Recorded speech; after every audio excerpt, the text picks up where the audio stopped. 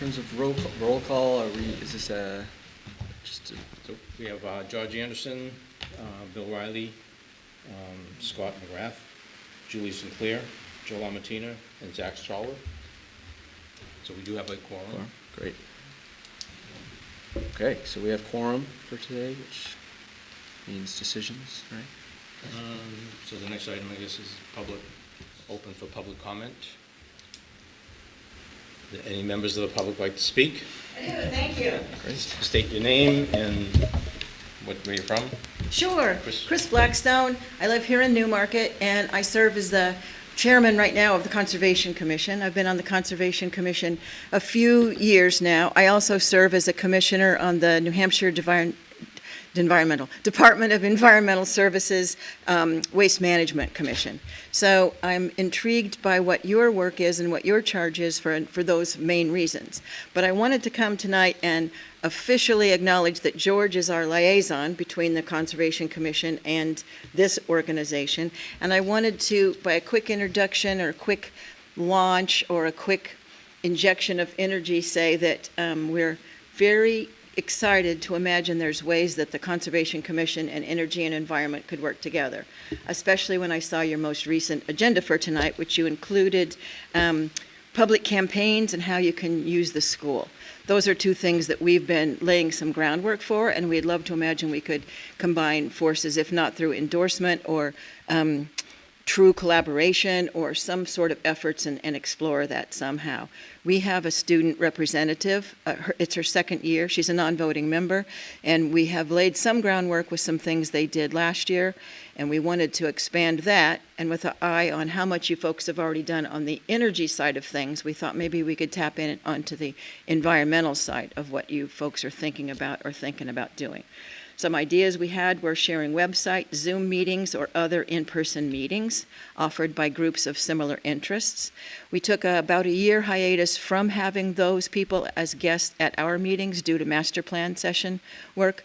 The master plan work took enough time at a meeting, we stopped with those guests, but we wanted to rev up guests again. We thought we might be able to share some work sessions with volunteers, to get some volunteers that were interested in the environment side to work with some of your initiatives as well as ours, so there'd be one initiative brought by two groups. And we also wanted to bring together the ideas from New Hampshire Association of Conservation Commissions. They have a terrific series free of what they call lunch and learn sessions that are open to people. Newmarket's member is the member, but we can share those links with you folks if you ever wanted to watch any of their Zoom sessions.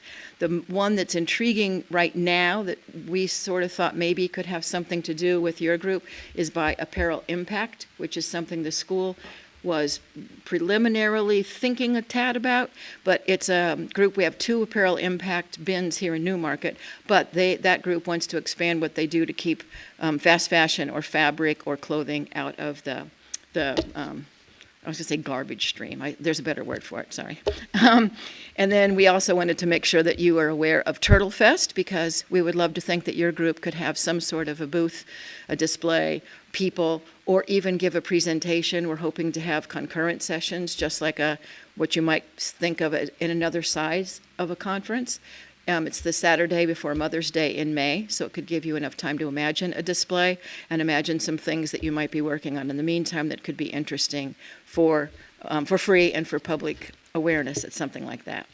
So any of those things could be something as starting points, but I think right now what I'd be most interested in is having George and you folks talk, and then we can all get together sometime in a workshop format or a presentation format, or Conservation Commission has had in recent past a joint meeting with the Riverfront Advisory Group. So maybe we could do something like that with you folks as well. So thanks for your time, and here's just a paper summary of what I just said. Thank you. High five for the things you've done so far for energy. And thanks, George. There it all is for you, guys. Perfect. Yeah, nice. Maybe I got really easy tonight. Yeah. May I ask one little question? I think that's up to your chair, because normally public input is Oh. static. But I heard Joe say you can't do anything wrong, so He's the chair and he can do anything he wants. anything you want. Thanks. So just for my education, Sure. when one doesn't when we go like about possibly looking at encouraging people not to put clothing out with the trash, what happens? Like, do you have some ideas on like other options that people? There are some interesting options out there. The simple one would be to put the things in some sort of a bag into one of the apparel impact. Well, Goodwill or I don't want to endorse a brand. There's many brands of these things, Planet Earth or Goodwill or whatever they are. I only say apparel impact because they're giving a workshop on other things you can do. So look for these bins in town. I know one is by Sinclair, the dinosaur gas station, and there's another one that was up in the parking lot of Nick's. Again, it's product endorsement, so there we go with that. That's one idea. But also the clothing, we're trying to figure out ways to have what's going into the transfer station lessened by weight. You pay by weight. So having a few crushed up orange juice containers weighs less than if you say, you know what, these polar fleece things don't fit me anymore. So what's available, and then there's other sources that we want to research and learn about through the New Hampshire Association of Conservation Commissions about how things that you wouldn't wear anymore, but they can end up baled, put in big bales, and the big bales get sorted out and recycled. So I don't have something more tangible than to say for now. And then my other heartfelt advice is if you wouldn't wear it, look at it long and hard, because it still could be good for somebody other than you for a number of reasons. But if it's really and truly just done, and it was your favorite thing, and you realize it's really been since a 10-year ago concert you went to, maybe it's just time to have a little ceremony and get rid of it. Yeah, I was just wondering if there was like, you know how they say, like if you wouldn't wear it, then Yeah. don't put it in those bins. So if it has some stains on it, and it's like, well, this is trash, this is trash, this is trash. But then if there's something else that can actually happen, like if they can tear the threads apart and use the threads for something else. They I was can in the thinking- big baling system, so I They could can. actually get that, some websites like that to George to bring you. Yeah. The other thing I will say too, sheets and towels and that kind of thing, often the Humane Society and SPCA's and whatnot request those. The groomers take those as well for Yeah, the they do, animals. yep. Yeah. I think my cat's been on one or two when I've been on holiday, and she's been there, so. Thanks for the question. Thanks for the time from the chair. So one of the things we've been talking about is a campaign of reduce, reuse, recycle. And I think we kind of have the recycle part, you know, we have an idea where we're going with that. We don't know what we're doing, but we have an idea where we're going. That kind of fits in. We have the reduce and reuse part of it that we don't know, okay, what are we going to do there? I mean, that kind of fits in with the reuse part of the campaign, so. There's a really cool thing going on. It's kind of it started out as a fad, and now it's pretty stable in a number of smaller seacoast and a number of smaller New Hampshire towns. And Lee does it every now and then, which is bring things and people there teach you how to repair them, be it mending clothing, which has become a huge fad with how people do it very simplistically, or using Japanese techniques to go ahead and flaunt what used to be a hole is now an embroidered flower or something like that. Very cool. So Lee does that with their Conservation Commission at the library. And also a few neighboring towns do, I want to call it that great person in some communities that does small engine repair, but there's always a block of people that know how to fix stuff. So a couple times throughout the year, similar to the Household Hazardous Waste Day that's once a year, a couple of area towns have a couple of evenings in the year where somebody will volunteer their time, and if you have a gizmo or the string trimmer that's goofy or the pinking shears that actually just need to be tuned up, those people volunteer to help you fix stuff and learn how to fix stuff. So I think that's part of the reuse or to an extent, to the recycle. But I've just heard a great podcast which said, really and truly, it's not recycling unless it's really and truly used again for something. Just because it got put in the big plastic bin and got turned into little plastic pellets and whatever, it's still floating around somewhere, as are all the little plastic things that come off of the wonderful cozy polar fleece things we're going to be getting out pretty soon. Every time you wash those things, little bits of those things get in the water stream. So we were actually thinking of having, I don't know if I should say, I can say, Sean, we were thinking of having somebody from the water there, the process that's used in Newmarket for solid waste got a lot of recognition recently from the Prep Estuaries group because of the amount of money that they saw when they went and visited Sean, and they learned how much money is saved by his process of the weight that the stuff costs and what stays in the water system and can get cleaned up and what gets shipped away. So there's a cost saving. So if we can't appeal to people who really want to care about the monarchs, migrating, I think everybody can have a certain amount of appeal through what stuff costs and what the town costs. Let alone the Rochester facility is closing on a date certain, so we have to have Plan B and C and D lined up for what are we going to do. We can reduce and reuse and recycle, but there's still stuff that you can't do anything with.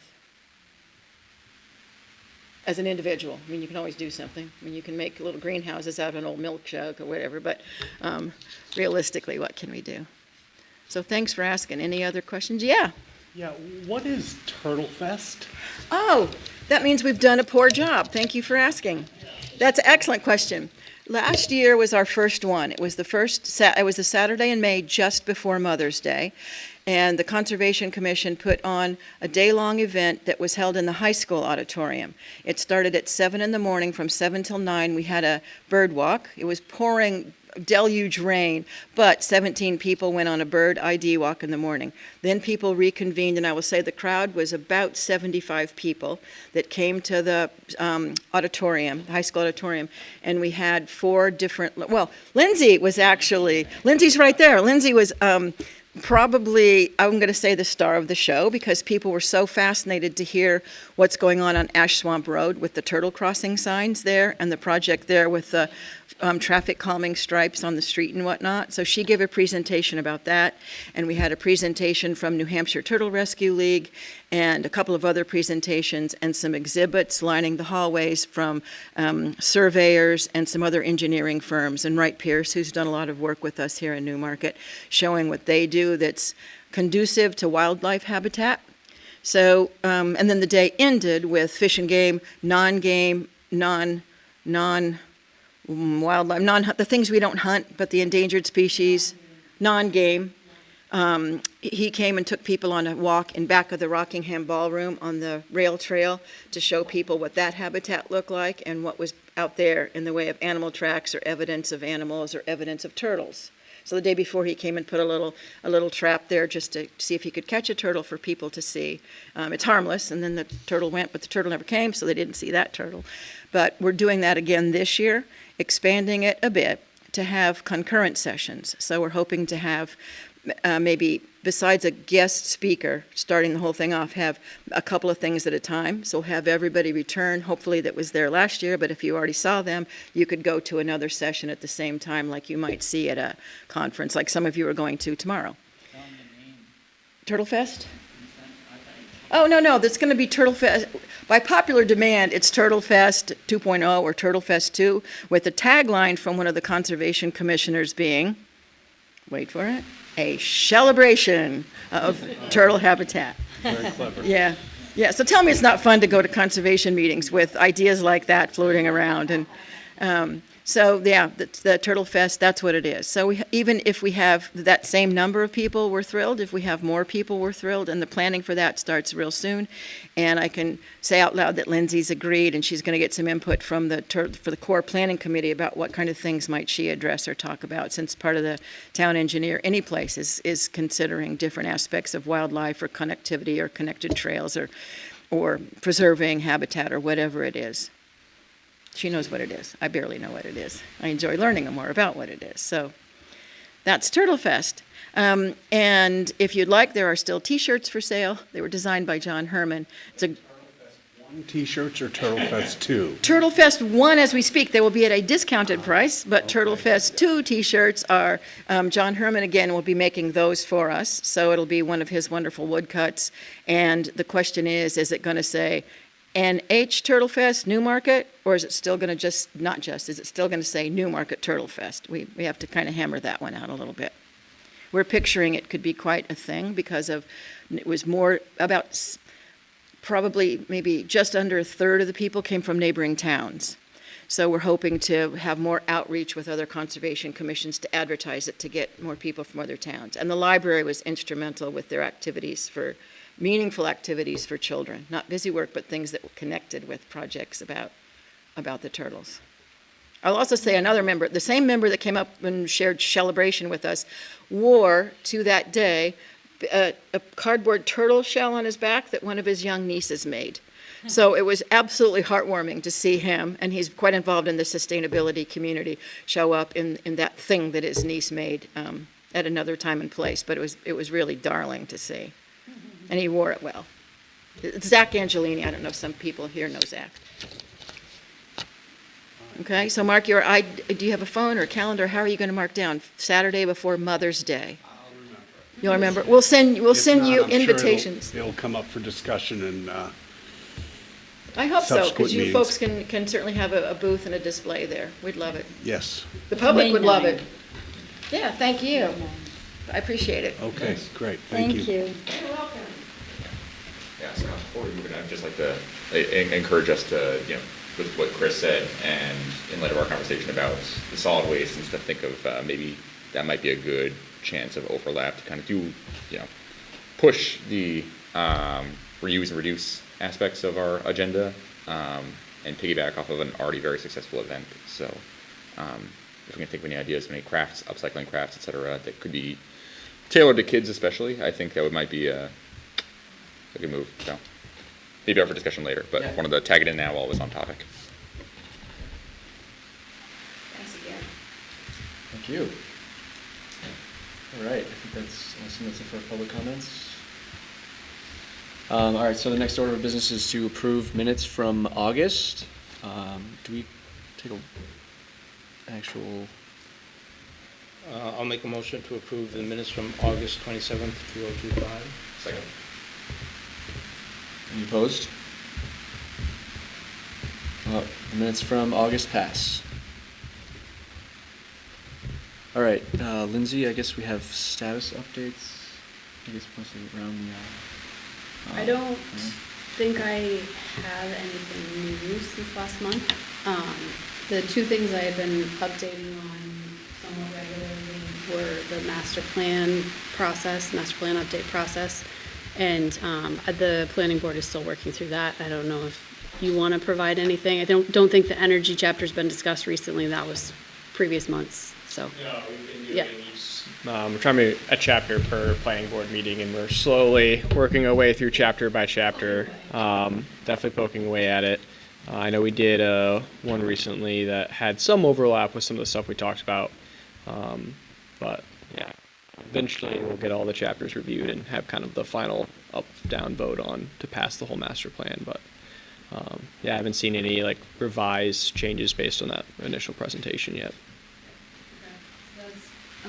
That's it for that. And then the other thing is the potential solar array project for the Sewell well site. And I gave the update last month for those that weren't here. The site assessment determined that we cannot do something that was initially thought there to be a very large system that would offset energy use at other facilities, but we could do a smaller array that would offset the energy use at that facility, and then the potential excess, a small amount of excess, could be used to offset costs at a different facility like the water treatment plant or wastewater treatment plant, which are some of the biggest user sites. So we have that assessment. We have the interconnection application that was submitted to Eversource that was approved for that size, that like, I forget it, what exactly the size was, so I don't want to say it, but the smaller size site. And we had submitted for a request for funding through the state revolving loan fund, a pre-application for that. We were not ranked high enough to get funding for that, so we're not getting an offer of funding from them, and just need to consider alternative funding sources and discuss that more with Sean Gregg, the Director of Environmental Services, because it's a water system site, so that's still on hold. Is there any consideration around the timeline given tax credit is going away? Yes, we don't have the funds available right now within our water system, and water capital reserve is primarily either already obligated or set aside to go towards the water tank, which is a high priority for the water system. So in that regard, since we don't have it available, not necessarily moving forward, still having discussions with Sean and Revision if there's a way to do that. But I don't know. Is there expectation that, assuming we don't start construction in time to receive tax credits or however the rules work, will we proceed regardless of? We would have to be in a position to be able to purchase, even if we can't start construction, if we can purchase the materials, then we could still be eligible. But that's ends in a couple of months, and since we don't have the funds available, it's not likely going to be an option for us. Yeah, so meaning, well, I guess I'm curious, are we going to pursue that in light of likely not being able to receive tax credit? The project in general? Yeah. Like, is the tax credit like a determining factor in whether or not we can proceed? For the smaller size option, not necessarily. We can still pursue the installation of that smaller array at that site through other means.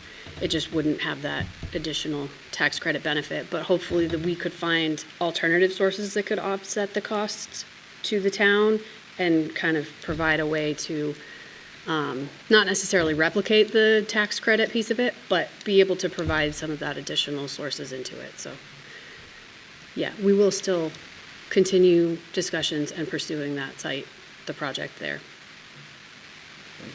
Thank you. The minutes from, I believe it was last meeting, described a solar display on a roof that was not, it just said didn't pass or something, or We talked about the school and not being able to support a solar array on its Yeah. roof because of the structural weight. That could have been. Oh, okay. We also discussed potentially expanding the solar array at the DPW fire station. The fire station is a Yeah. newer structure. That roof can support and currently has a solar array, but the DPW portion of the building is old and the roof would need to be reinforced and replaced in order to support a rooftop system. So maybe that's the point of discussion from that meeting. yeah, I think it might have been the school. The school, okay. We also talked about like solar like over the parking structures of the school. We're talking about that too. It's not on the roof, but it would be like some kind of canopy type thing.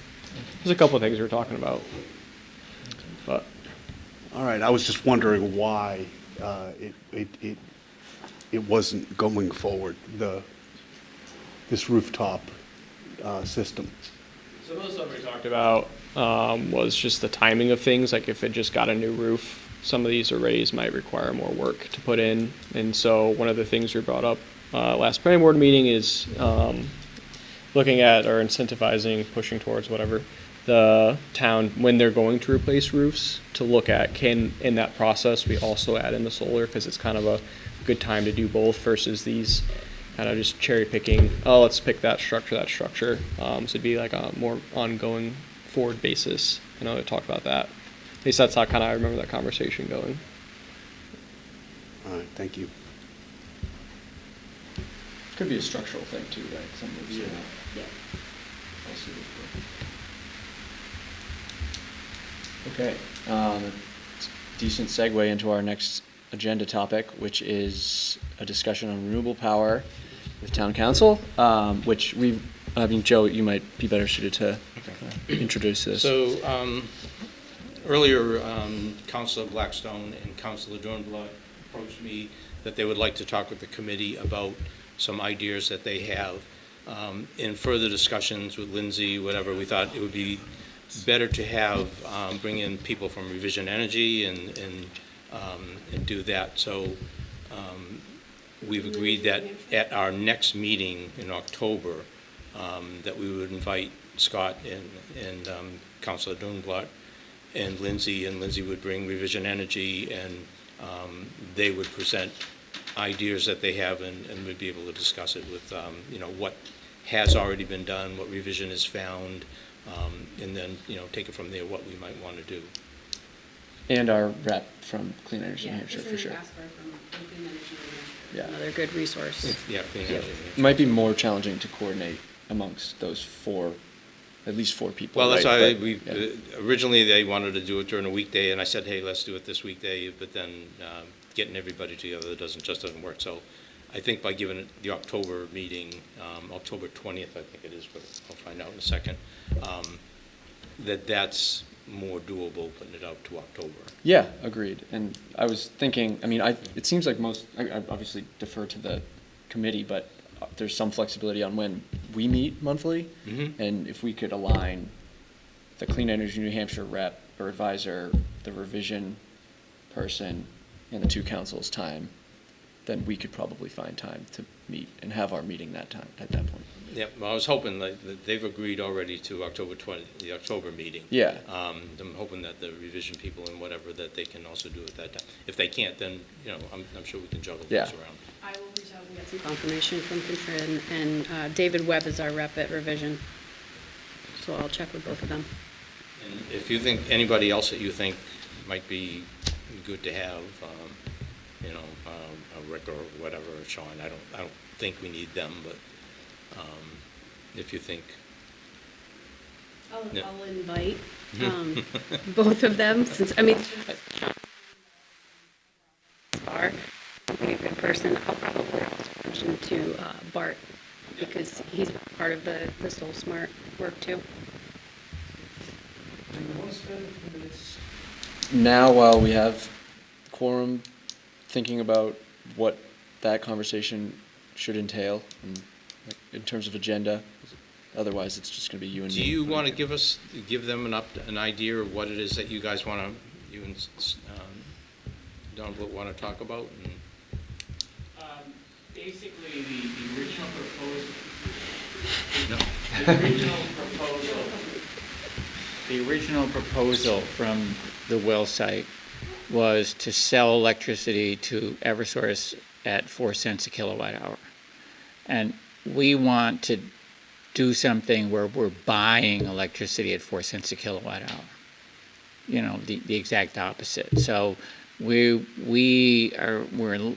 think that it would make more sense to find a way to put the solar energy behind the meter, on the user side of the meter, so that you're getting 17 cents a kilowatt hour electricity for 4 cents, because the payback that was originally proposed was 20 years, right? Payback on a gas-fired power plant is 5 to 7 years. On a coal-fired power plant, it's like 7 years. On a nuclear plant, it's like 10 years. This is 20 years. And that 20 years didn't include the cost of the land, assume free land, assume that you took care of the facility, on town dime. It was in my opinion, it was a really lousy investment. And, so we thought that there was an emphasis. This is preliminary right now, but there was an emphasis on trying to find a way for the school and the town to work together. And so we were looking at the Dover Middle School. I don't know if you've ever been to Dover Middle School. It's pretty new. It's like, a couple years old. But their parking lot is covered with solar cells, which, what? You're talking about Oyster River? No, Dover. Oh, I'm sorry, Oyster River. Yeah, it's Oyster River. I apologize. Yeah. So the parking lot's covered with solar cells, and they then use that electricity internally. And, with something like that, you can talk about paybacks that are relatively quick, and which case I think you can then solve the funding problem. You can have a warrant, and you can tell the people of Newmarket, look, give me $1 million now, and I will save you $6 million over the next 10 years, right? Versus give me $1 million, and after 20 years, you'll get your $1 million back without any interest, or even inflation adjustment, right? So that was the idea. So where revision has kind of already looked at the schools and the police department and different areas, they would be a good group to potentially talk about, issues or things that they're aware of already, in response to what some of the things that they're suggesting. Right, we're thinking of a microgrid. If you look, you could have the school, you could have the rec center, you could have the Sunrise Sunset Center and the police station all connected in a, with a wire, right?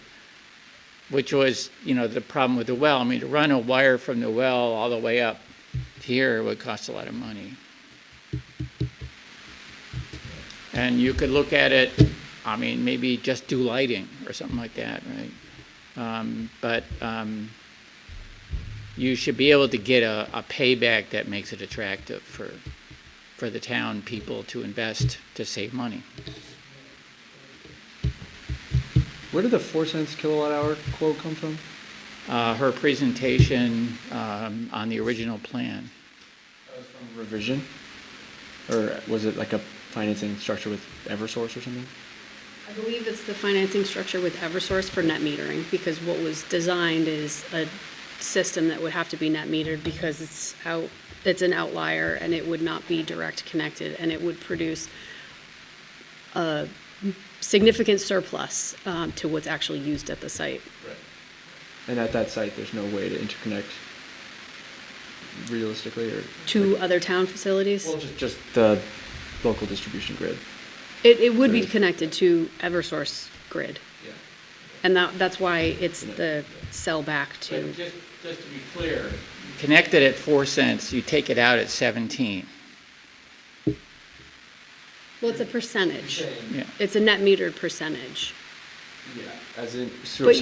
But it's not a direct one for one, because you're providing that surplus. So when you're buying, They're paying the town 17 cents a kilowatt hour? no, you're buying it for Yeah. for Okay. the All right. larger The net price. okay, yeah. Yeah.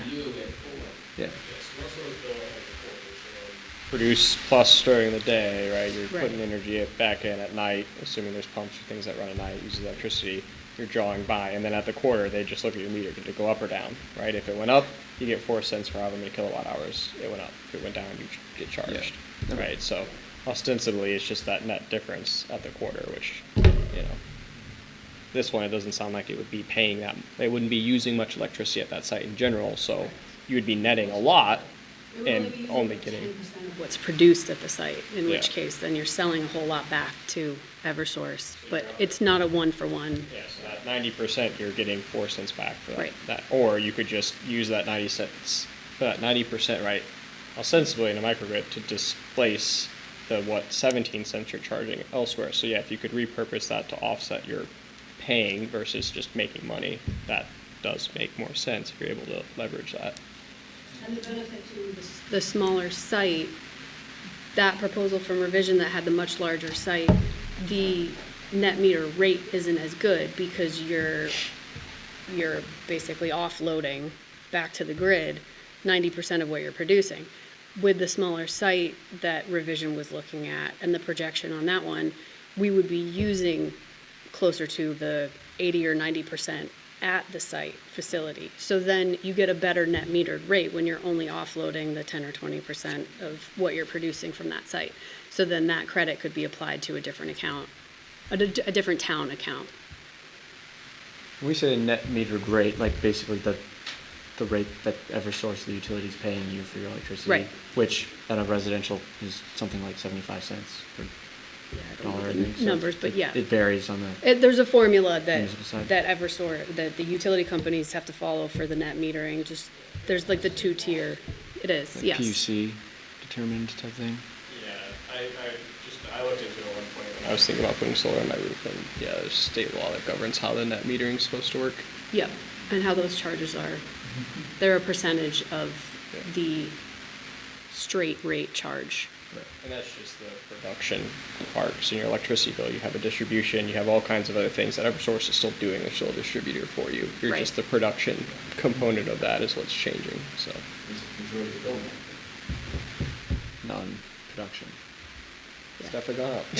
And to Counselor Blackstone's point, there is significant benefit to being able to look at placing us in a different energy source. And I guess we're pretty much only talking about solar when we're talking about these alternative energy sources, but there are other alternative energy sources that may be able to offset the energy use at these facilities without using as much real estate.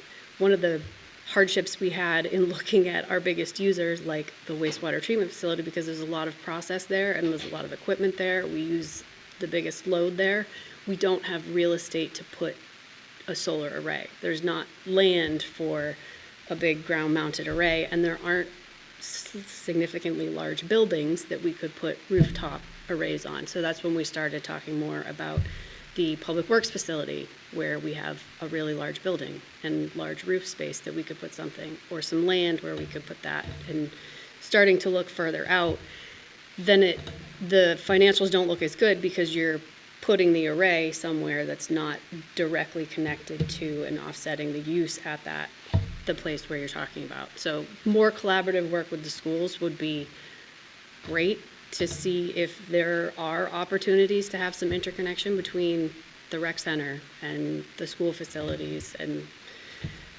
if we could get it as far as like the police department or potentially even town hall is not all that far away, there's possibilities for that stuff too. Or if we could combine the public works facility and wastewater treatment, because they are neighboring parcels and they're very closely connected, that would be another great place to target. So this conversation with Revision, with Clean Energy New Hampshire, talking more about identifying some of those potential sites and kind of going through the discussions that we had with our internal meetings about which sites may work and which ones have certain challenges that we need to work through first before they would be viable options.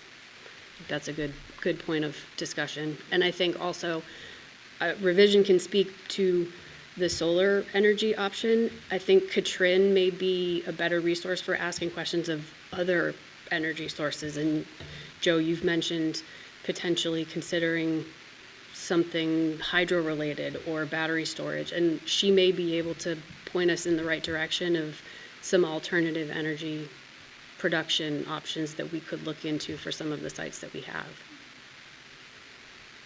That's great. Yeah, I mean, grids typically assume battery storage, I believe, which so it kind of is assumed that would be involved. Yeah, and the town council is interested because we would be the funding source. Okay. Can you speak?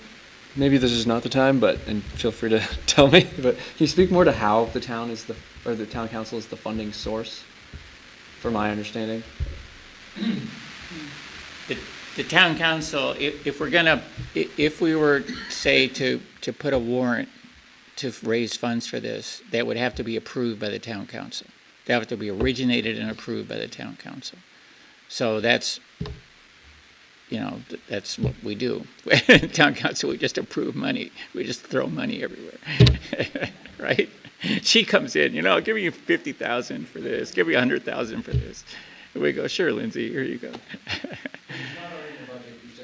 Issue a warrant. It's like bonds, basically debt that is invested by public markets. Like how does that? Well, I'm assuming that we're talking a big number. Okay, I mean we also have the budget, right? So we approved the budget. So for instance, last year, she wanted to put in more sidewalks, and her boss said, no, we don't spend too much money. So the town council said, no, Lindsay, go put in more sidewalks. And we gave her, I think, $60,000, right, on top of your original proposal. Yeah. We're not going to put something into the budget for where we don't have a project. He's not just going to say, Yeah. okay, let's stick $400,000 on it. That Yeah. ain't going to fly. You have to have a good idea of project that you want to do. And where that's kind of like a one-off type of thing, would most likely be some kind of warrant article that would be in addition to the budget. I see. that we would hold. Yeah, I mean, that's the capital improvements, right? There's color of money, right? All kinds of line items when you get into like some of that stuff. But I think the key here for us is to understand that there's a desire by the town council and as a committee representing the people with the staff, right, of the town, trying to figure out what are the ways that I think the town we can come to that might be amenable to that. So I think hearing from them will be good.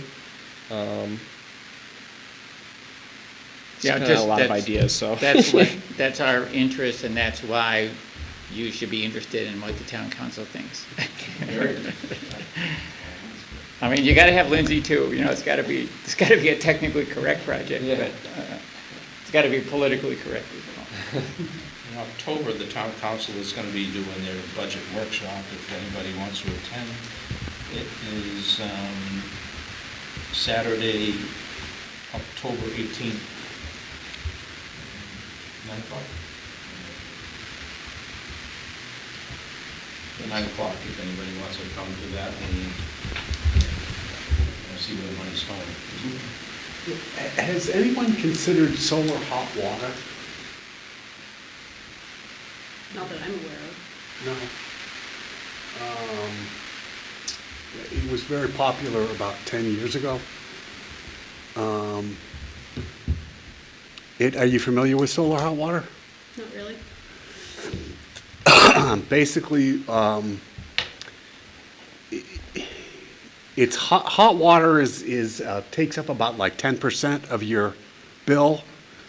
And it's the panels just basically give you hot water. I don't think there's as much infrastructure as with full-blown electricity replacement system, but it's hot water, so it takes care of that portion of your bill. So that's, I don't know if, it's probably cheaper, it's something, and it's free hot water, I'll make a comment about that. It takes a lot of water. There's a lot of pipes and a lot of weight. So to have effective hot water, it's a heavy proposition. it's not roof mounted. If it's not roof mounted, where do you put it? Yeah, where your hot water tank is. I mean, it's, I'd say It's like solar hot water, it's gotta be in the sun. You have pipes. no, the Panels are on The the roof. panels are on the roof. Heating the solar, specifically for heating Yeah. the water. Yeah, but for that to work, you have to have, it takes quite a bit of mass of water, in other words, and pipes. you have to have the water directly accessible to the sun. They're basically like using a mirror of the sun to heat it. It's like leaving up Yeah, I bucket of water understand. out. I understand how it works, but it's like he was talking about the battery. It's kind of like, you Store of charge energy. this battery by the sun, and then you have free hot water. Yeah, I mean, you could do an electric It's an option to hot water. consider, but probably not as cost effective or whatever as like a regular solar panels for generating electricity. Or heat pump hot water heaters. Yeah, heat pump hot water heaters have Yeah. become popular now too. Solar hot water heaters are really popular in the Caribbean. I had several friends who built houses with solar hot water heaters in the late 60s and early 70s. Jimmy Carter put on the White House. They Oh, were yeah, very that's right, that was the small 60s. houses. Solar hot water pack. My second point is, has anybody considered, I haven't heard the name come up, but has anybody ever considered the Housing Authority? Household. The Newmarket Public Housing Authority? I know that they've added, they're controlled by HUD, okay, as opposed to the I town. know exactly how a housing. And I know that they have added solar panels there, but They also own basically the land in the building that the rec center is on. Yeah, if we do anything down in that area, we would have to deal with Yeah.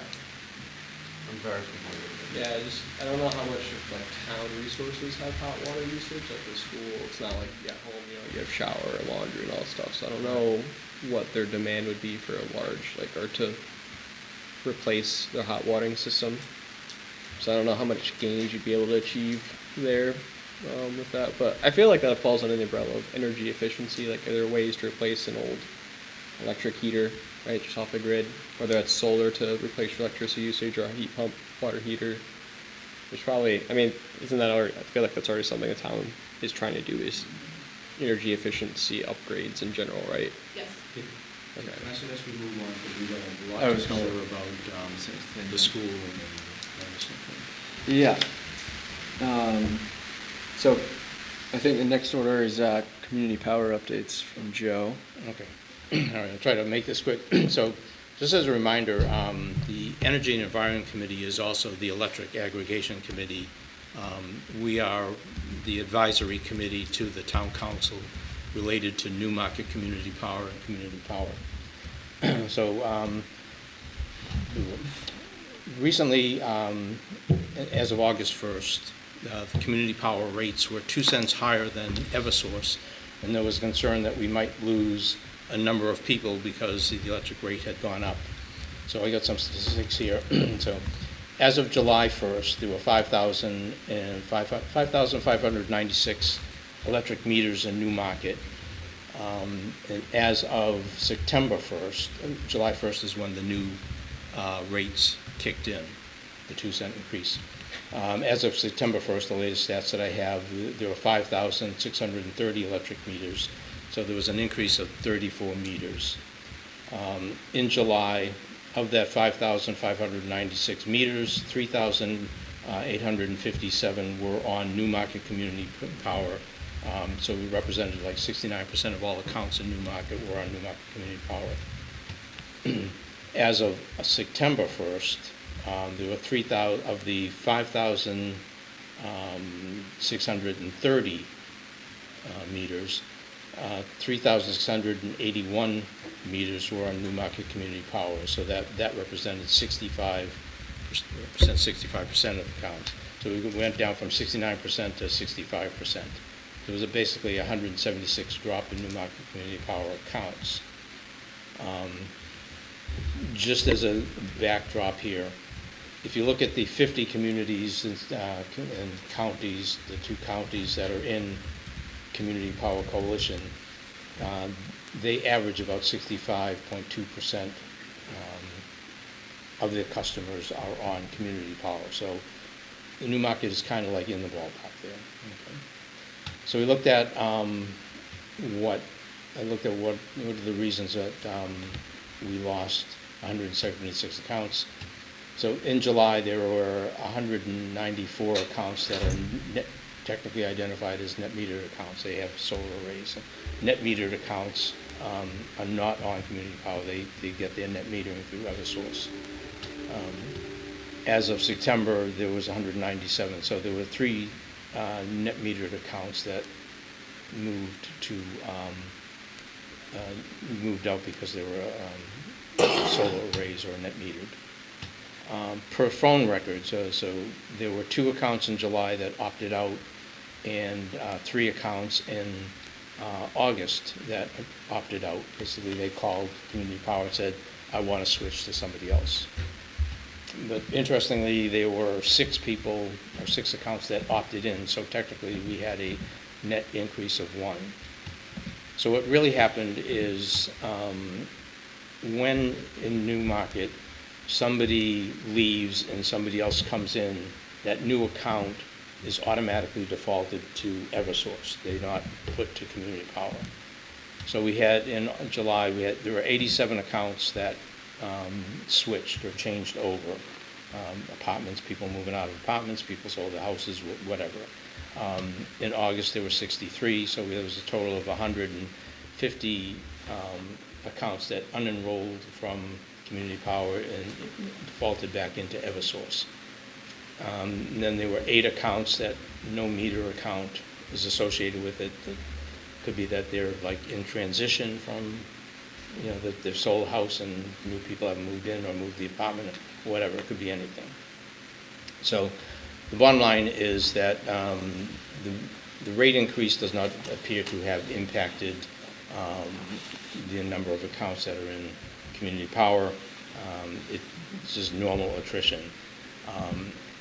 Because of some financial issues, what what community power used to do is every 6 months they would go and send out a flyer to those accounts that switched over and defaulted back to Eversource.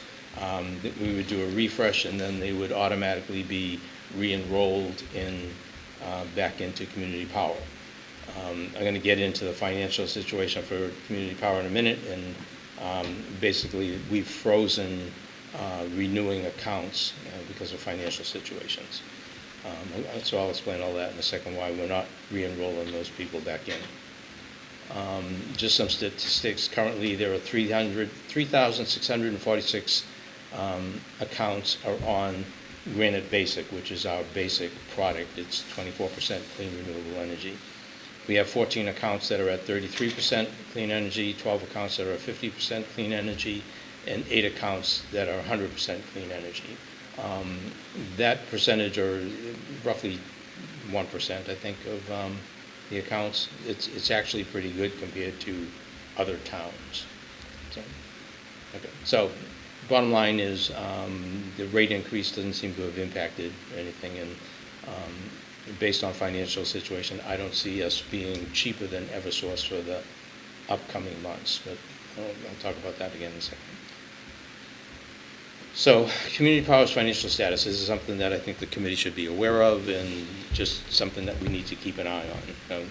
I'll give you a background of the whole situation here. So Community Power Coalition went live in March of 2023. Newmarket launched Newmarket Community Power in March of 2024. From March of 2023 through August 2024, CPC&H Community Power went through a significant growth. We went literally from 0 accounts to basically 40% of all electric customers in the state of New Hampshire. At roughly around by August of 2024, where we'd been in community power, had been operating for a year and a half, we had reserves of close to $8 million. So during 2024 and 2025, community power had a number of issues. In 2024, CPC&H hired its first CEO, and because we were launching in a number of communities during that time, and part of the launch criteria was that the rates had to be cheaper than Eversource or they wouldn't launch, we put pressure on the CEO to establish rates that were lower than Eversource, right along. Okay. Then a number of things happened. We had a particularly hot summer in 2024, if you remember last summer, last July, whatever. It was hotter than expected. We had underestimated growth in electric usage. We get statistics from Eversource as to how many customers we're going to have and what the usage is. That information was underestimated.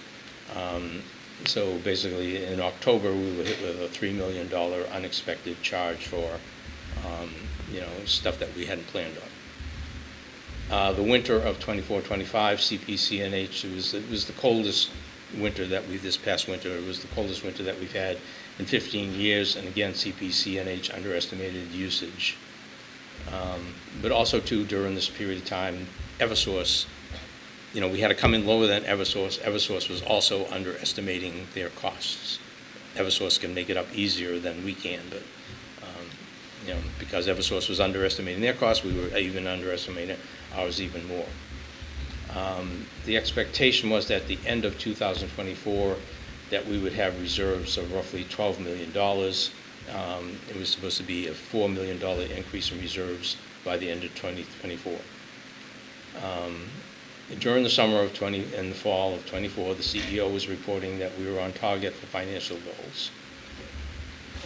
In December of '24, 2 days before Christmas, the CEO reported that instead of $4 million growth for 2024, CPCNH would have a $5 million loss on top of the $3 million loss. So, I was on the board of directors at that time. We all got some emergency notes and whatever. It put us into a very difficult position that basically we had eroded $5 million of that $8 million, and so we lost the $5 million plus we didn't get before that we were thinking.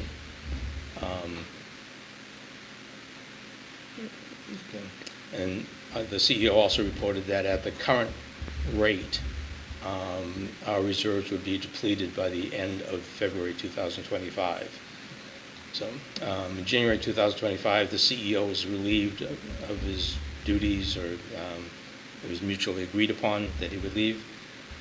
In March of 2025, CPC&H increased rates by 2 cents, an emergency rate increase. The expectation was that would get CPC&H back into a positive cash flow by the fall of 2025. Also in March of 2025, CPC&H halted any further community launches. We also undertook, and it's still in progress, in conjunction with creditors, review and improvement of how we forecast stuff and policies for purchasing things. So far we've had a warmer than expected summer. So our current forecast is that we will not have a positive cash flow until the first quarter of 2026 from the financial officer. CPC&H has lost joint reserves during UAP4 and UAP5. UAP4s are the periods of times that we purchase electricity. This puts the organization in a very tight cash flow position through the remainder of the year and into the first quarter of 26. So, and then here are some things that they're considering to do to improve our cash flow, supporting options, help manage cash shortfalls, resuming. One of the things they're considering doing is resuming refreshes, sending out the notes and bringing people back in so that we get more cash flow in. But that also presents a risk of, again, us underestimating, the electricity usage, and so it's kind of that's a mess. Okay. And then there's some other things. So the bottom line is, CPC&H is in a precarious financial situation right now. We are working with creditors. They are working to get back into a positive cash flow by the first quarter of 2026. My recommendation to this committee is that we just continue on monitoring what's happening with CPC&H, and if things look really dire at some point in time, then we make a recommendation to the town council that we withdraw from community power. But we need to give them a 6-month notice if that's ever the case. So. Joe, that's a great report, thank you. Well, I wanted everybody to be aware, so in case you get hit up by somebody, whatever. Yeah. So that's it. Thank you. How would withdrawing work with community members that are part of it now? Would that just be a notification that you're It would be a defaulting to? notification that's saying, hey, we're withdrawing from that, and then they would also have to take a look at, there could be a financial penalty that they may turn around and say, okay, your portion of the bill that we owe that's outstanding is such and such. So, Sorry, penalty for whom? wouldn't, not necessarily a penalty, but if we withdraw, say we're going to Oh, withdraw to from the community town. power, community power might turn around and say, could potentially turn around and say, okay, we have financial obligations of $7 million. You have 2,000, or 3,000 members and accounts. If we split that over, blah, blah, blah, you have to, come up with X amount of dollars for each account to clear your Account, balance, yeah. whatever. It's probably really hard to speculate on what that number would be. But Yes. do you have any No, number of zeros? I don't. I can maybe try to figure something out. The reason I'm asking is like, what's the risk in riding it out, and if CPCNH goes out of business? Well, if CPCNH goes, I think riding it out, you know, people are still getting their electricity. They default to People aren't Eversource, right? complaining, Yeah. about the rates. So, you know, riding it out, hopefully that they recover. And you know, it's a good group of people. Yeah. Most of them are Well-intended. like volunteers or whatever. You know, we do have 8 people that are full-time staff on Community Power. I'm still involved with Community Power, even though I'm not on the board. I'm still on their Risk Management Committee and the Governance Committee. And, you know, I attend all the meetings or whatever. So I'm keeping abreast. Matter of fact, the thing that we're going to do tomorrow, we'll talk about, is being sponsored by Community Power. So Oh, part of it? Yeah, they're a sponsor? They want to Yeah. be sponsored, Nice. so maybe we'll I might get have to seen meet that. some of the people. Yeah. So my recommendation is that we stay with it. Otherwise, we may have to pay something now. If they survive, then, you know, we're doing good. If they don't survive, then we're in the same boat that everybody else is, all the other cities and towns are in, and, you know, we take it from there. Yeah, good. My 2 cents is to continue trying to write it out. It's a good company, had a great start, it's fallen upon hard times, so let's not. And I don't want to paint a picture that, you know, they're bankrupt or whatever. It's just Exactly, that, I can see. you know, the cash flow, the way the cash flow is right now, they're actually, you know, we have a line of credit, they have a line of credit. So they're both going into their line of credit that they really didn't really want to go into. And hopefully that, you know, gets them through to. Yeah, I mean, they entered in a hard time for energy costs being very chaotic, and they're trying to predict with not a lot of historical records to draw from, so. Okay, so anyway, yeah. And they do have a couple of things going where they have a very large solar array. I apologize, I forget where it is. That's going to be, you know, profitable for them or help reduce one of the significant things that they have is that they have to buy these requisitions every year for clean energy. You know, we have accounts here, we say, oh, we're going to give you 100% clean energy. The energy that anybody gets at any one particular time, it can come from anything, it comes from gas, nuclear, whatever. But at the end of the year, they have to do a reconciliation and say, okay, we promised this much clean energy, we had bought this much, we have to go out and buy X amount more. And they have to buy it at, you know, whatever price is out there. They've got this very large solar array that's coming in online, and we're going to contract with them. And so when it comes to purchasing those requisitions, we have a very, you know, a known cost and a cheaper cost. And so that's one of the good things that we're having. Yes? Financially, do you know by any chance, like, I know that you listed a lot of the drivers that caused the variance. Do you know how much, like, is there a, how can I word this? Do you know how much each driver contributed to the total variance of, what was it, like $8 million? Like, we expected to have an additional 4, but it was down to 3. So it was like a $9 million difference. Yeah, so, right, the majority of it was Yeah. you know, we have to pay more for electricity Yeah. than what we bought. Yeah. And we have more accounts, or we're using more electricity Yeah. than we expected. So the majority of it is the purchase of electricity. Yeah, I'm just wondering if we know how much is due to the summertime difference in temperatures, how much is due to the wintertime difference in, Well, I know in You know what I mean? October of Yeah. last year, so what happens with every month, you know, Eversource says, you use this much electricity, here's how much you owe us. But then there's this other accounting that is done by ISO. ISO is the group that actually supplies the broker for all the electricity, and they supply it to everybody. ISO does the thing and says, yeah, you charge them, you know, for 100 kilowatts of whatever, but we gave you 120 kilowatts, okay? You charge for 100 kilowatts. You owe us for 20 kilowatts. So then they, you know, Eversource turns around, and this happens like 45 to 60 days after a closing. So in October, we got a bill for $3 million Okay, so that, right off the bat, that An was a unexpected big thing. bill. And then. And that was probably from the summer, That was given from, that it that was was from like, the summer time Yeah. period, yes, July. so at least 3 million is Was, completely from the summer. yes, and then, again, like I say, during that period of time, there was significant growth by community power. So we were bringing all these new cities and towns online. Yeah. You know, there's like 20, 30 cities and towns came online. Some of them were big, Nashua, Concord, okay, some of them big.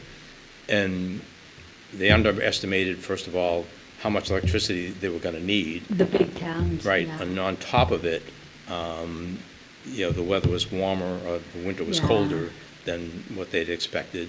So we have rules that we have to buy X amount of electricity for our, you know, when we know, it's coming up on September. 60 days prior to September, we have to buy 40% of it, have 40% of what we think we're going to need. We have to purchase that. 30 days prior, we have to have 60%.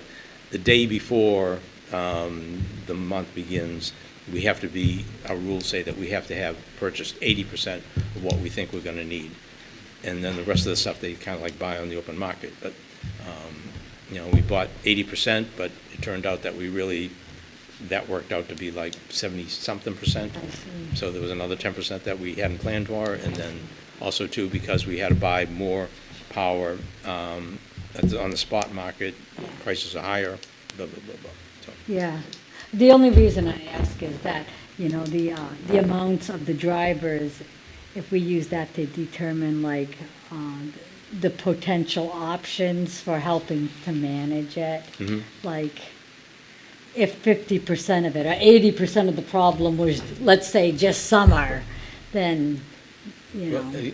again, so they have these pretty complicated cost models, how they estimate, and we actually have a company that we contract with to do that. Okay, Ascend and Calpine. Calpine's also going to be running that. Calpine's the one that gives us all the money. So bottom line is, they're working on procedures Yeah. and modeling, how we And do that modeling. and what to focus on, getting- yeah. That's Yeah, the key, getting is better at it. predictions better, but that's hard. All right. Yeah. We do have a lot to cover on this other stuff here with the school and stuff. Yeah, regarding Thank you. school, you mean possible partnerships with them? Yeah, yeah. Okay, so in terms of our agenda item, it's recycling. There's a lot of sub-bullets under there. But yeah, before we move on, is there any other final points on community power No, I think I said enough. for today? Yeah, and we're well past 8 now, so we kind of allotted 20 minutes to recycling and school partnerships, so probably try to keep it to a lot less than 20. One of the items was the Exeter's version of a recycling guide, I suppose you can call it, that I started to try and go through forming for Newmarket, but need a lot of expertise from probably the actual people that work for the DPW and everyone here. But that was one of the ideas. One of the items was going to walk through that. Like, we can't really make decisions on that stuff. Is this without the one you're going- talking about here? A to Z list? That is that the right Not the A to version? Z list? Yeah, except there should be more tabs, so that looks like the original. So, probably the original one. okay, Oh. yeah, that's fine. Yeah, so there's, what I tried to do was structure it so that we could review all the items and make determinations on how, Do you want this? I don't think it'll work. I don't have the HDMI port, but that's okay. Do you have the SharePoint? Again, we can reschedule going through this to another meeting, or I can send it around for people.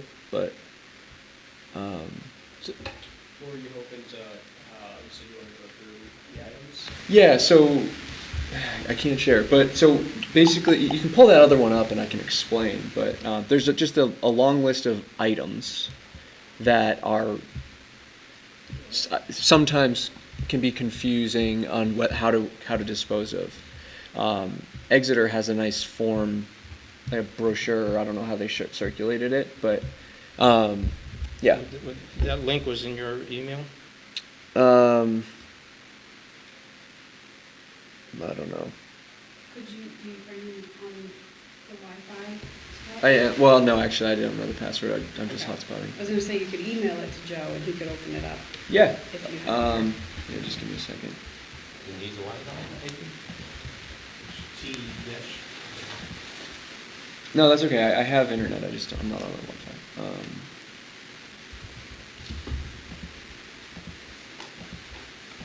I just shared it with you, so you should get an email. You're gonna see my email, don't look at me. But yeah, the purpose is to review these items, and similar to how that form that Joe had up was structured, make determinations or leverage the experts to tell us whether it should go to the trash, recycling. Is it accepted at the transfer station or not? Is there a fee if it is? And then if there is other guidance. There's things. This goes back to Chris's points earlier.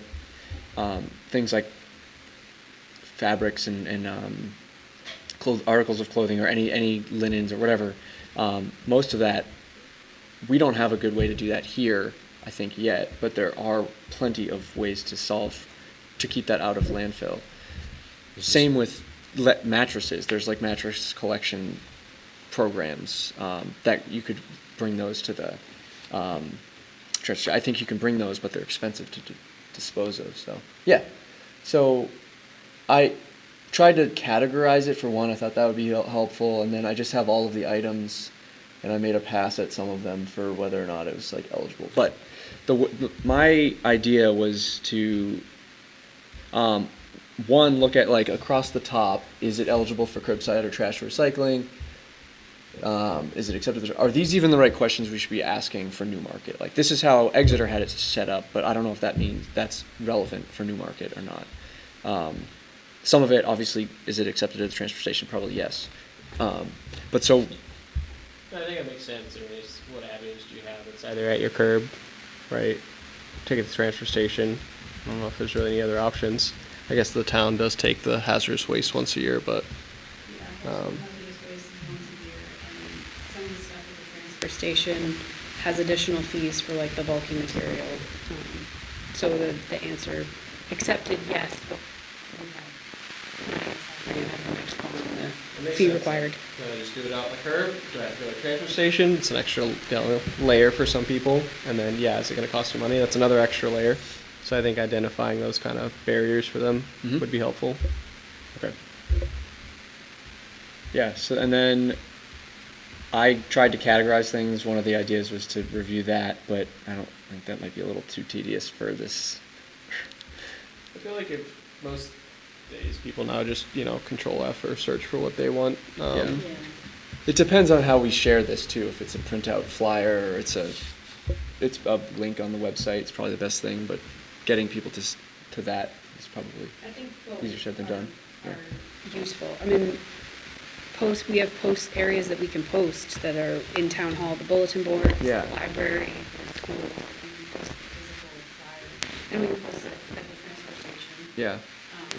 So that people can see and have an easy reference. But additionally, a PDF or electronic version that could be posted or like linked in the newsletter and people can QR can codes reference and it there, yeah. Yeah. Okay. It does bring up another thought. So, like, I think this is probably sufficient, but there are other avenues for getting this information out there. One is there are apps. Like when I lived in Cambridge, they used an app called Get Rid of It Right, I think, and I forget if that was a third-party company that Cambridge partnered with or what, but it was just it's effectively the same thing. Control F, and you just search for an item, a keyword, and there's a database behind it, and Cambridge manages how they do it in that city. We could do something like that. I don't know how much the app would cost, but maybe collectively here we think it's better to just stick with what you suggested, and flyers and website, and that's probably a good starting point at least. I think it's a great starting point to just have the Yeah. information Yeah. and then thinking about how to distribute it in different ways is probably step 2. Okay. How long is the list? There's 134 items. Oh, wow. But I mean, I don't know if that's comprehensive, like, I'm no expert. I'm sure somebody's It could gonna come be- along and say, oh, okay, what about my batteries or something like that? Yeah, exactly. And it's probably redundant too in some cases. There's multiple things for carpets, I noticed. And maybe some of these are not applicable to, they might be regionally specific, I don't know. But I'm just, there's, it's an imperfect list is really my point. Well, if there's artificial Christmas trees fake, are there artificial Christmas trees real? Those That's the question. These are the types of things that I started to review, but I didn't get into the minutia of that we collectively. That's a great point. Like we should. Oh, there's clean those Christmas tree. Oh, it's Christmas trees real, not artificial Christmas trees real. Decorations removed, very important. Yeah, I feel like last time we talked about what's the uptake rate on people recycling and stuff, and it seemed like I don't know if who talked about it, but Newmarket seems to do pretty well about getting stuff out there. So I feel like education of hey, recycling is important isn't quite the need for the town, but maybe better sorting, so maybe some of the things don't end up in the waste stream. Exactly. Yeah. I mean, I pretty much just throw everything in the recycling bin that I'm pretty sure is recyclable, but I don't spend a lot of time hemming and hawing over things. Yeah. I don't know if people are like that in general, just yeah, that's metallic or a jar or Yeah, whatever. but I think I'm guilty of this, thinking that things are recyclable when I shouldn't be. Yeah. That's what I think I'm guilty of. I think for some of the big ticket items, this is helpful for Yeah. people. I don't know how much people are going to spend every little can and little tiny thing, but for the Right. big stuff, washers, dryers, can I take that to the transfer Yeah. station? Is that recyclable? I think that's, I think it's like the that- big impact stuff, right? Yeah, and it's more there are items listed on the website already. I think I noted some of them, or referred to them at least, and so this is a slightly more comprehensive list. Is there a recyclable that is not curbside but is transfer station? So you can recycle it, they won't pick it up because it's not in your bin, but you can take it to transfer station, it's recyclable? Because that might be a good category to Yeah. publicize, because that might be something that, oh, well, I can throw it in a trash bag, but I can't put it in my bin, but actually you can't Yeah. go recycle it, just drive up the road, Those are the types of questions I was hoping to get answered, not necessarily from this committee, but that the DPW transportation manager would know. And air conditioners, a lot of those parts, at least the refrigerant, can be recycled.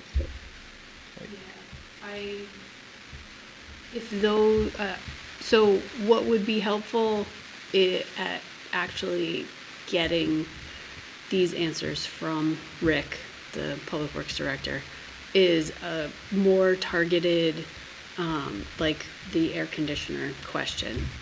When people bring the air conditioners to the transfer station, then what happens to them? And do we have alternatives of what that option is? Is there only one option of a contractor that takes it, or do we have other options of how that could be recycled? Or so if you pare down some of the ones that you have questions on that are specific to that kind of stuff and send them to me, I can get those answers or set up a meeting with Rick so that we can get those answers.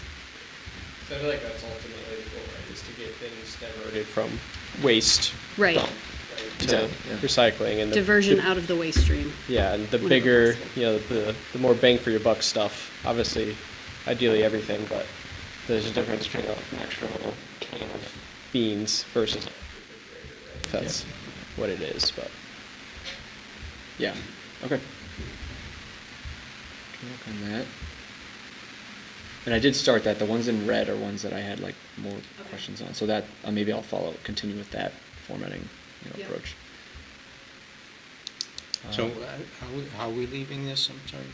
I'll continue to work on it. I don't have a deadline. I mean, do my best to have something for next meeting maybe, but and maybe get something to you before then. Yeah, if you want to maybe target 2 or 3 weeks Yeah. to get the questions to me, then I can have a little bit time before the next meeting to pin Rick down and get some answers on those things. Okay. Yeah. Sounds good. So that was one of 5 agenda items under recycling, but the others were maybe less intensive. So Ways, we kind of just wanted to open the conversation up around ways we could improve the town's page for our committee, and whether maybe that's one place that the waste guide sits, but there's a lot of other opportunities there, I think. So I don't know if maybe homework would be review the existing page and come back next month with ideas for ways to improve it. I think communication in general is something that we, is a lot of what this committee can do is help with communication around all the topics that we're focused on, and webpage is a good starting point for that. One of the things I do want to talk, to jump ahead here, Please. the letter from Catherine Yes. on the school here. Yeah. Yeah, go for it. Well, okay. So we started conversations with the school. Basically said, I sent a note to the superintendent saying, we'd like to work out something with the school. Can you point us to their advisor, whatever. So there's a Catherine Bizel is the advisor. There's a group called the Net Zero group in the school, and they would gladly like to work with us. So the question is, how can we use them? What do you want to do? So they had a couple of questions. So we sent them sent them a note, gave them a couple of ideas, saying, we were thinking, we have some website stuff that maybe could be done. Maybe they could do some videos of going down to the transfer station and showing what's recyclable, what's not recyclable, what's there, what the hours are, or something like that. So she came back and met with the group and sent us this note and said, basically they have some questions. Two main questions were, what is the timeline for the project? And we mentioned making videos of students in various locations, but would this involve the kids making, I guess basically, what do we want them to do? How can we use them is my question. I think the answer is as much as they're willing to do. How do you want to proceed? I feel like we should definitely give them some kind of targeted goal, like give us a 5-minute video on something, right? Or give us, because they're kids and like they'll rise to whatever you give them, but they definitely need the guidance. So if there's I think website stuff, the town probably has its own resources to make the updates, but some of the multimedia additions, like a video, I think that's really cool. Like somehow highlighting or marketing. If there's any research type stuff, hey, we want to collect. It's now in Scott's hands. Scott's the one I told this. Okay, Scott's going to take this over, and He told me to, to be clear. So, No, I think a video website suggestion those I think are great, and I generally agree. And I was just thinking about this in advance, especially given Catherine's email back, that we need to give the students direction and a goal or purpose. Maybe it starts with a meeting, but I don't know. I don't expect that. Maybe they have ideas, but I don't expect them to know what we're trying to accomplish. So side projects like that, I think that would fit really well, a video on our website or webpage. Yeah, I guess they're, to me, it's they're the future, right? We're trying to bring them kind of into this goal of making the environment better. So I think they're best positioned to do that with their own peers. So if there's something that demographic we're trying to target in particular, if it's knowledge of hey, you guys know, you don't own the house that you're living in, right? I assume as a kid, as a teenager. But how do you help with the recycling effort, right? Is that just something your parents tell you to do? I don't know if there's things that we can kind of bring them into the fold to help kind of target what we're doing here, but for that demographic. Not sure what that is, but I feel like that may be the best, or giving them the chance to do a project like a video or something to practice skills that are going to help them down the road, but also gives us something to work with. how about we give them your lists and say, make a video about the stuff that's recyclable at the transfer station. You know, give them an idea, go to the transfer station and show, you know, show the, here's the bin for cardboard.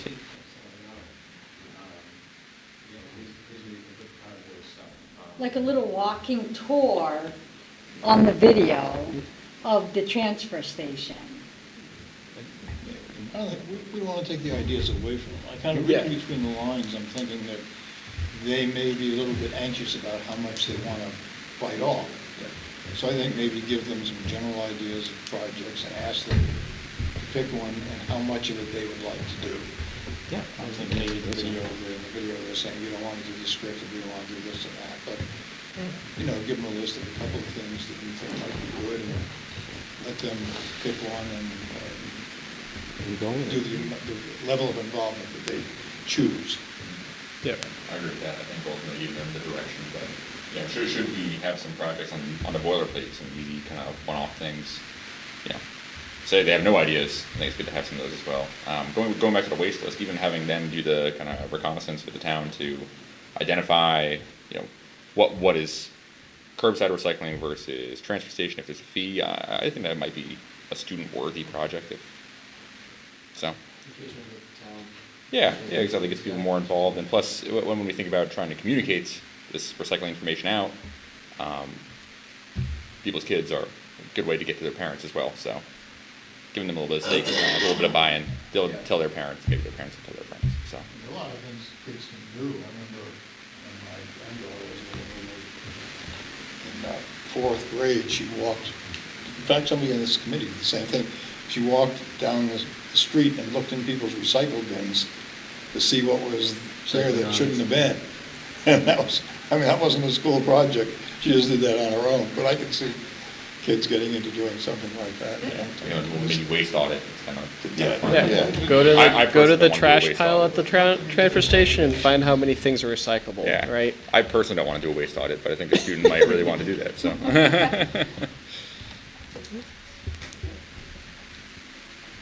So, you're gonna come with a couple of ideas, or come with a couple of ideas and send that to them, or? Yeah, I can work on that. Yeah, I think outsourcing the review of that waste guide to the students is a good idea. Delegation is I hard. would if I were but- you too. I do like the video idea, Yeah. especially since we want to dress up the web page, you know, and make it maybe a little more interesting if people go onto the web page. Oh, there's a video here. Let's click here, and then we have these Yeah. Kids are good with that kind of energetic stuff. people explaining this kind of stuff. I love that idea. I don't know what goes on in the school. Many schools have a video club. We could maybe team up with them. Well, we can definitely use the guys here. Well, either one, yeah. That's a great opportunity. Yeah, that's a good point. Any engagement they can have with the other town resources is just good engagement to get it involved at the town, learn skills through that. So yeah, if it's like the guys here that help us with our meetings or whoever. Is there any appeal to having a student sit on this committee, similar in the sense that the Conservation Commission has a student liaison with the school, even if it's a non-voting, it is a non-voting position, but it gives the opportunity for a student to sit in here. And I don't know, like you said before, it's a lot of that might go over their heads. They don't have a lot of decision-making power, but in terms of professional development, I mean, I think about college applications. I think sitting on your town's energy committee is probably desirable to somebody. So. Oh, I'm sure there's future, politicians or town type, people Right, that would probably relish with something like that. Yeah, given a formal position for it, I'm sure, Sit with the gets at adults. folks who aren't maybe ready to ask themselves, so. Yeah, we can certainly propose that. I don't know if there's procedures we have to follow for that. Minimally One get doubt, some, probably. minimally get some input. Separate. Yeah. Yeah, we'd have to look probably at not bylaws, but however the committee's structured, but I assume we can amend those if that's something we really want to do. Oh, I don't know how to this have somebody committee's that's like structured under it, a, but you know, a non-voting member, I guess, that just gives their opinion, that it's, we can do anything we want. Could be a member of the public. Work around. it would be nice to let them have a seat, you know? Yeah, Yeah. much nicer. Sit all up. Microphone. Okay. Thanks for the feedback there. So you'll get back to Catherine with some kind of update? Yeah, I'll keep the dialogue going. Yes. And just to, you know, from a selfish point of view, one of the things the town council has said as a goal is to improve working relations with, you know, between the town and the school. Although we have pretty good relations now, but I want to be able to say, hey, I did this. Yeah, that would be good. Yeah. Yeah, makes sense. Plus, it'll be good to keep us involved with what's going on in the school as well. I mean, that's kind of the point of, on the Conservation Commission at least, having the student liaison. So if there's any conservation happenings, they're able to communicate that to in the school, they communicate that to the commission, so. Maybe you're already on, like, focusing on this in the conservation side, but I was curious, like, what the waste stream setup is at our schools, or whether there's, like, even recycling bins in the schools, or any compost. Like, that would be a project for Yeah, them. that'd be a great student project. Good question, I have no idea, so. Okay, so that's good. Then Yeah, that means I That could can be steal a it. nice Okay. pet project that could be taken on by like a student liaison on this committee, so. Yeah. Yeah. Okay. Could that be something, I mean, October, I think we're gonna be pretty busy, but then maybe after that, they have them come in and give us an update on stuff that, what they're doing at the school? Is that? You mean just like introduce the net zero group and what Yeah, they've and worked what, on in the past? and what they're Yeah, working yeah. on and what they're doing? I think that's a great idea. Yeah. Depends on when our meeting ends up in November, I suppose, then, because, I know that's when, school breaks begin, right? I want to land right in like Thanksgiving break or. Mm-hmm. Yeah. Yeah. Is 7 PM too late for students?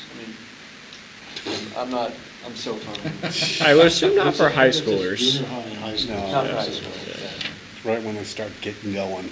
Okay. Hopefully all the homework's done, you know, by then. And Yeah, I Yeah. don't know, like when sports ends. Probably have to do that now. Yeah, I mean, that's something that we can engage, like, Catherine with, kind of figure out, if we'd rather out. Okay. Yeah, I think, proposing that to her and then kind of giving her idea of some things and lowering the bar for just anything they can help us with, I think would just be good to Yeah. get them going.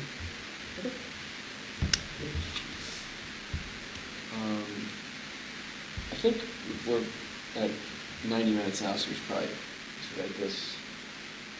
We just wanted to mention that Joe and I and, is anyone else here going to? Scott and, who's here, and Councilor Duneblock are gonna attend. I might be there tomorrow as well. Yeah, I in a- figured you in a would be. professional capacity, so, but I'll have to take off pretty early, so you might see me there. Okay. You're going too? What was that? Are you going there tomorrow? I might be, yeah, it depends on a bunch of things, a bunch of projects in my day job, but if I have the time, I'll be there, so Manchester's not too far. Nice. Yeah. Hope to see you there. Yeah, Yeah. so it's called the Local Energy Conference, or Local Energy Solutions Conference, put on by Clean Energy New Hampshire, which is a nonprofit that focuses mostly on political advocacy, and I mean, you guys might do a better job introducing it than I would. But Newmarket is partnered with them. Katrin, I believe, is our advisor. Yep. And it is, a big focus of them, at least recently, has been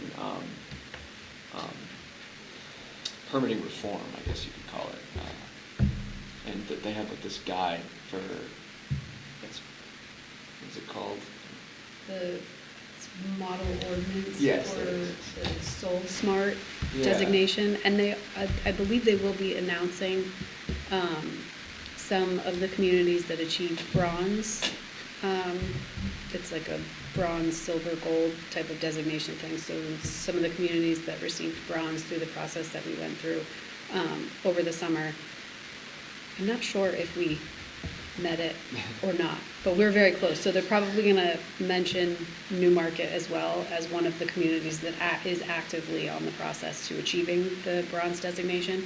I don't know if there's going to be like a big presentation of it, but that's one of the things that they'll be presenting on, talking about hopefully you guys do get to meet Katrin there. I'm sure she will be there. So if you see her, say hello for sure. Will do.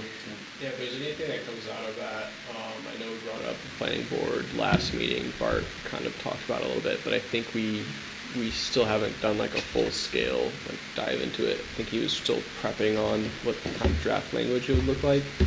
So I don't know if that'll be our next month's meeting or not. That'll bring that up. But yeah, if anything comes out of that, I mean, that's something that could come to like planning board, because ultimately we'll have to be the ones to kind of put that in motion, whatever that ordinance looks like. Yeah. Yeah, and I assume that the bronze status, is that related to Newmarket's current policies and ordinances around like clean energy development? In a way, it's related to the steps that Newmarket has taken thus far in allowing and making, with the recent zoning changes and our regulatory updates, making it more feasible to incorporate solar in new construction projects or in redevelopment work. Okay. How often are ordinances and zoning related to energy development? And, I don't know. I mean, I've only been on the planning board since June, whenever the last election was this year. And this is really the first one that's come up for us. I mean, right now in the ordinance, it's restrictive if it's commercial or like industrial uses. As far as like residential people putting up on accessory uses, it's not restrictive at all. It's pretty much, if you want to do it, put it on your house. As far as like planning board stuff, zoning, I'm not on the zoning committee, so I don't know. There's probably more wickets to it, I'm sure, for how it meets code and things. But yeah, planning board, no, it hasn't really come out this year.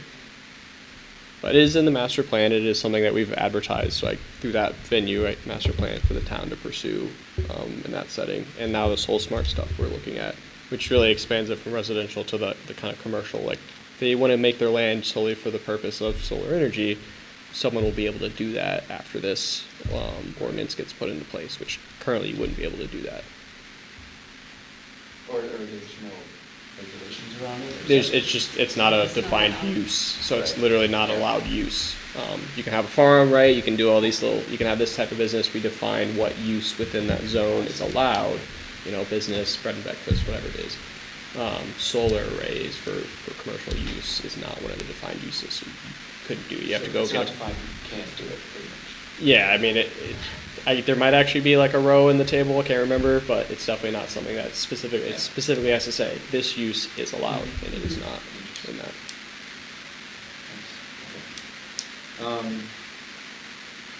So there's that conference, we'll report back, there's good findings. We want to schedule the next day for a meeting, but I think that we can maybe pick, we have a date now, but we want to figure out if the Katrin and our revision rep or a partner can join, so. Yeah, I will check in with them. The next, what would be the fourth October 22nd Wednesday? is the date that Scott and Okay, June that's Lott said that. that's the date I wrote down, so that's the one I will check in with them to confirm if they can attend. Yep, you can't do it, And and we'll we'll do it again. discuss. Okay, Okay. all right, so 10/22, October 22nd, is the current plan for our next meeting. One other piece that I had was, I think I circulated with you at least, was like a sort of a profile book or page for all the members, optional, just to give people a little bit, because I don't really know personally anyone here like that well, and backgrounds are helpful and get to know. We could either have that on the website or just have it be internal to the Newmarket committee, the energy committee, on the SharePoint or something. Okay. Totally, Well, totally. we have the member list. We can Yeah. add to the member list, profile, whatever, Jim. If people were amenable to that, it would be an optional thing. I can share the example for now. Okay. And just, and the SharePoint thing is kind of like out as for everybody hitting SharePoint, right? A SharePoint site, because of right-to-know laws and all that, and so Yeah, stuff. the SharePoint that I sent you, well, that Bill sent you the link for, is just for the chair and Okay. town employees. Right. It's not for full committee to be accessed to. Right, yeah. So, but I mean, you can share the document out with, you've shared with Joe, right? I believe so. Yeah. Yeah, you can share the profile thing out, but it has to just be then download and work on it yourself, not work on the SharePoint document. Not collaborate on. Right. Yeah, I figure I would, I don't know, collect the information and then could circulate the email for people if they wanted it. Yeah, that's a good, easy way to do it, and then everything that goes through you, then you can put in the SharePoint folder, save, Okay, back and forth that way. Kind of set up so that the committee chair has access to the documents and is kind of the clearinghouse for what goes in and out, but not that everybody can use the files. And it's, the folder is set up in the town administrative, like the finance director is the one that sets those up and shares them out. So if you ever have questions on access or issues with that stuff, contact Bill. okay. That's good. Yeah. I'll do my best not to violate any of those. We're all learning. Yeah. Anyone else have anything? If not, we can adjourn. Motion to adjourn. Second. Adjourned at 8:41. Thanks for your patience. I will hopefully get better at this. Good job. It's okay. Good We job. did-